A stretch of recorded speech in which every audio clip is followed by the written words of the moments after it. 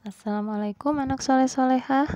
Oke, hari ini Ibu akan menjelaskan mengenai materi bahasa Indonesia mengenai teks laporan hasil pengamatan. Disimak ya, bismillahirrahmanirrahim. Nah, ini ada seseorang yang bernama Doni yang sedang mengamati tumbuhan jagung. Nah, kemudian ayo Doni, amatilah tumbuhan jagung tersebut dan buat laporannya.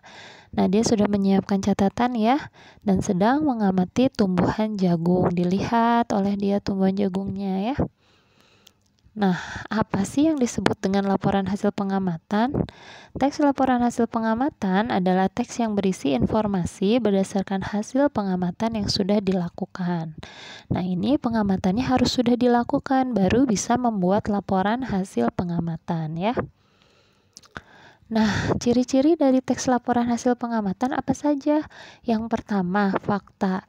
Informasi yang ditulis harus sesuai dengan kenyataan. Itu disebutnya fakta ya.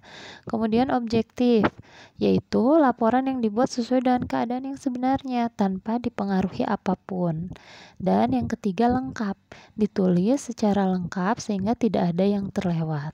Itu tadi 3 ciri-ciri laporan hasil pengamatan yang baik ya. Nah, ini ada hasil pengamatan Doni. Tanaman jagung. Jagung merupakan salah satu tanaman yang dijadikan bahan makanan pokok di berbagai negara, salah satunya di Indonesia. Di Indonesia, penduduk Pulau Madura menjadikan jagung sebagai makanan pokoknya. Jagung merupakan salah satu tanaman penghasil karbohidrat yang sangat diperlukan oleh tubuh. Batang jagung berbentuk tegak lurus dengan batang beruas-ruas. Daun dari tanaman jagung berbentuknya memanjang dan sejajar dengan ibu tulang daun, memiliki permukaan licin dan berbulu.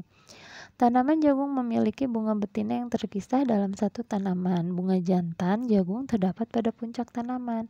Serbuk sari jagung memiliki warna kuning dengan aroma khas, sedang bunga betina tanaman jagung tersusun pada tongkol.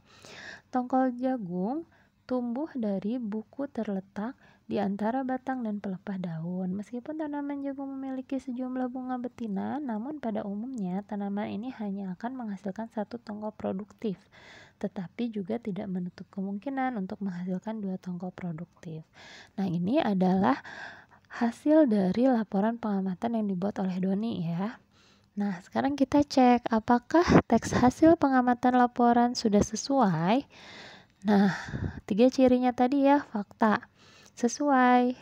Kenapa sesuai? Terlihat pada kalimat berikut. Tadi ada kalimat, di Indonesia penduduk Pulau Madura menjadikan jagung sebagai makanan pokoknya. Nah, itu udah sesuai dengan kenyataan ya.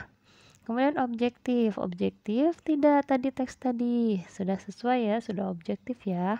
Terlihat pada kalimat apa? Batang jagung berbentuk tegak lurus dengan batang beruas-ruas. Daun dari tanaman jagung bentuknya memanjang dan sejajar dengan ibu tulang daun, memiliki permukaan licin dan berbulu. Nah, ini lihat. Tanaman jagung di sebelahnya sesuai tidak dengan pengamatannya tadi? Daun tanaman jagung bentuknya memanjang, betul ya, sejajar tulang daunnya. Oke, berarti sudah sesuai. Dan ciri yang ketiga yaitu lengkap. Nah, sudah lengkap tadi teks yang dibuat Doni tadi? Ya, ini sudah cukup lengkap ya. Dan karena sudah menjelaskan seluruh bagian dari tanaman jagung. Oke, itulah ciri-ciri dari teks laporan pengamatan yang baik. Sampai di sini dulu ya. Semoga bisa dipahami. Wassalamualaikum warahmatullahi wabarakatuh.